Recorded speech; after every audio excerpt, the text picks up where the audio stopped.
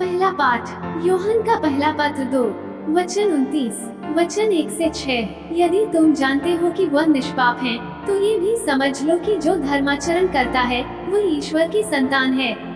पिता ने हमें कितना प्यार किया है। हम ईश्वर की संतान कहलाते हैं और हम वास्तव में वही हैं। संसार हमें नहीं पहचानता क्योंकि उसने ईश्वर को नहीं पहचाना है। प्यारे भाइयों, अब हम ईश्वर की संतान हैं, किंतु यह अभी तक प्रकट नहीं हुआ है कि हम क्या बनेंगे। हम इतना ही जानते हैं कि जब ईश्वर का पुत्र प्रकट होगा तो हम उसके सदृश बन जाएंगे, क्योंकि हम उसे वैसा ही देखेंगे जैसा कि वह वास्तव में है। जो उससे ऐसी आशा करता है उसे वैसा ही शुद्ध बनना चाहिए जैसा कि वह शुद्ध है। जो पाप करता है वो ईश्वर की आज्ञा भंग करता है, क्योंकि पाप तो आज्ञा का उल्लंघन है। तुम जानते हो कि मसीह पाप हरने के लिए प्रकट हुए। उनमें कोई पाप नहीं है। जो उनमें निवास करता है वह पाप नहीं करता। जो पाप करता है उसने उन्हें नहीं देखा है और वह उन्हें नहीं जानता।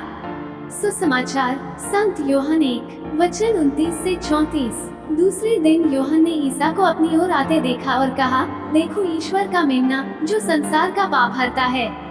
ये वही हैं जिनके विषय में मैंने कहा, मेरे बाद एक पुरुष आने वाले हैं। वो मुझसे बढ़कर हैं, क्योंकि वो मुझसे पहले विद्यमान थे। मैं भी उन्हें नहीं जानता था, परंतु मैं इसलिए जल से बपतिस्मा देने आया हूँ कि वो इस्राएल पर प्रकट हो जाएं। फिर यूहन्ना ने ये साक्ष्य दिया, मैंने आत्मा को कपोत के रूप में स्वर्ग से उतरते और उन पर ठहरते देखा। मैं भी उन्हें नहीं जानता था, परंतु जिसने मुझे जल से बपतिस्मा देने भेजा उसने मुझसे कहा था, तुम जिन पर आत्मा को उतरते और ठहरते देखोगे वही पवित्र आत्मा से बपतिस्मा देते हैं।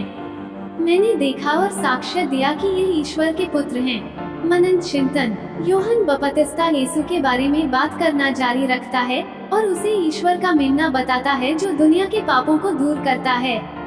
यूहन्ना जो पानी से बपतिस्मा देता है इस बात पर जोर देता है कि यीशु पवित्र आत्मा से बपतिस्मा देगा। यूहन्ना ये भी पुष्टि करता है कि ईश्वर का आत्मा यीशु पर निवास करता है और वह गवाही देता है कि पिता ने यीशु को अपने प्रिय पुत्र के रूप में प्रकट किया है। इन प्रमाणों के बावजूद यीशु को कई लोगों से अस्वीकृति का सामना करना पड़ता है, विशेष रूप से बंद और जिद्दी दिल वाले जो पवित्र आत्मा का विरोध करते हैं। हम में से जिन्होंने अपना दिल खोल दिया है, यूहन्ना की घोषणाएं दिव्य प्रभु और उद्धारकर्ता के रूप में यीशु में हमारे विश्वास को मजबूत करती हैं।